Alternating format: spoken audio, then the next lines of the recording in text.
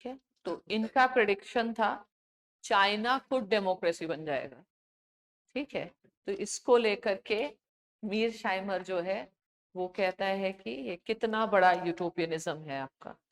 ठीक है, तो लिबरल वे, और इसके बारे में लिख लो, राइट, एरो करके लिखो, एरो करके लिखो, the argument can lead us to believe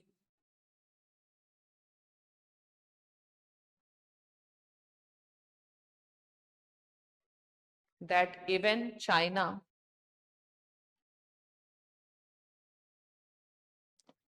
will become democracy.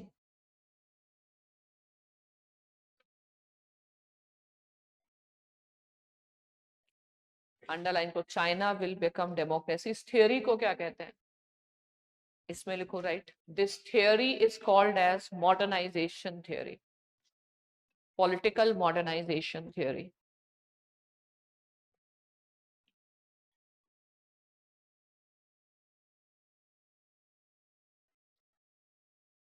अभी आपने किया नहीं है इसलिए बता दें, कंपैरेटिव पॉलिटिक्स की दो थियोरीज हैं। ठीक है, एक है पॉलिटिकल डेवलपमेंट थियोरी, एक है पॉलिटिकल मॉडर्नाइजेशन थियोरी। ठीक है, पॉलिटिकल डेवलपमेंट थियोरी से promote democracy in third world countries, promote democracy, and democracies around the world will make the world more peaceful. But promote democracy is what? Putting your puppet regimes.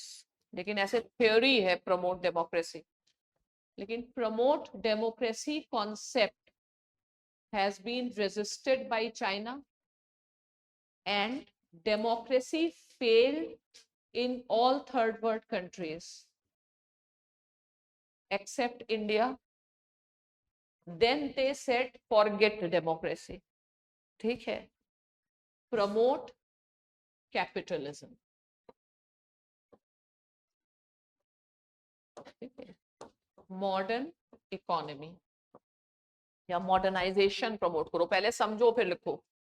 Promote modernisation, modernisation का मतलब हुआ modern system of production. Modern system of production means capitalism. ठीक है, तो China agree कर गया, China ने bifurcate कर दिया। पॉलिटिक्स में China went into communism, and in economy China adopted capitalism. ठीक है, और इसकी थियोरी क्या थी, इसकी थियोरी ये थी, if country will become capitalist तो कैपिटलिज्म होगा, ultimately it will be integrated with international economy. International economy means you will require foreign investors. If foreign investors will come to the country, they will require security of their property. So you will have to introduce rights. China has also introduced property, right to property as a legal right. Otherwise, nobody would have gone and invested there. Fine. So gradually,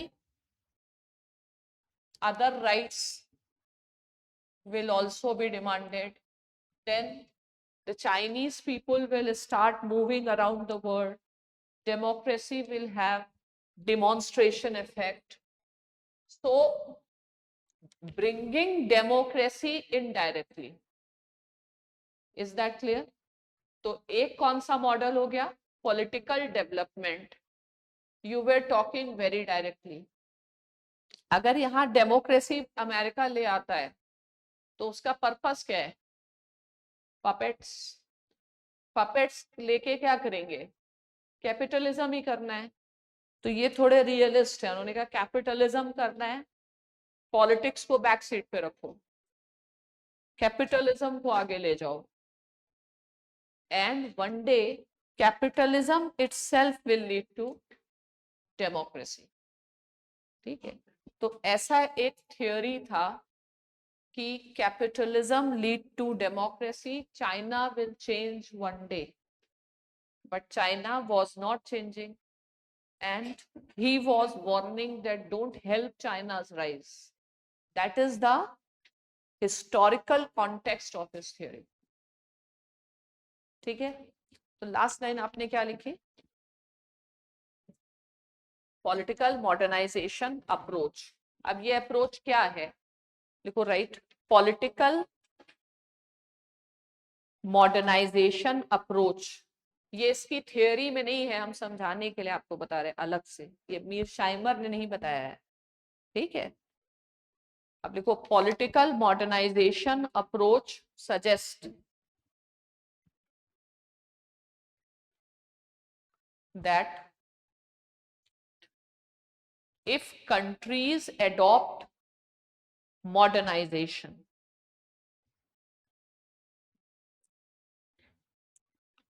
modernisation मतलब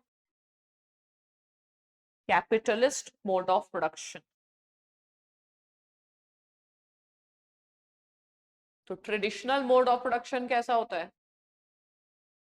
feudal.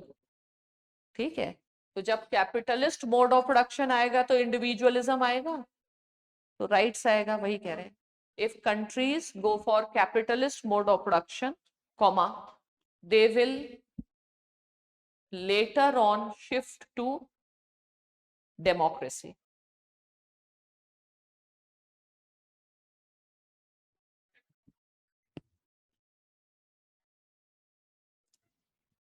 Next paragraph लिखो. देखो, मीरशाइमर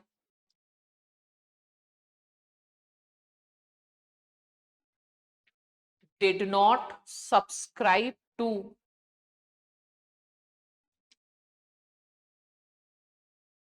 such idea. Next paragraph लिखो, in post Cold War situation,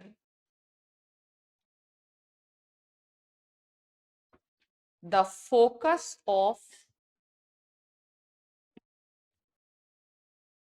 intellectual community in international relations was on China.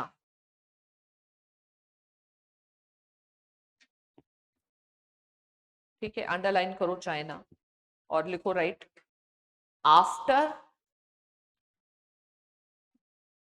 collapse of USSR,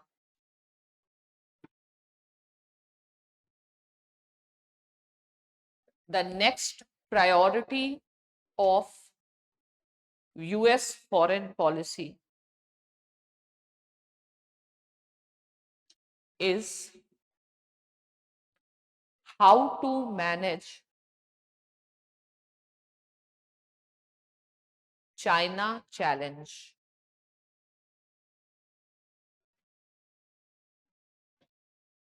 So China and Russia were together once.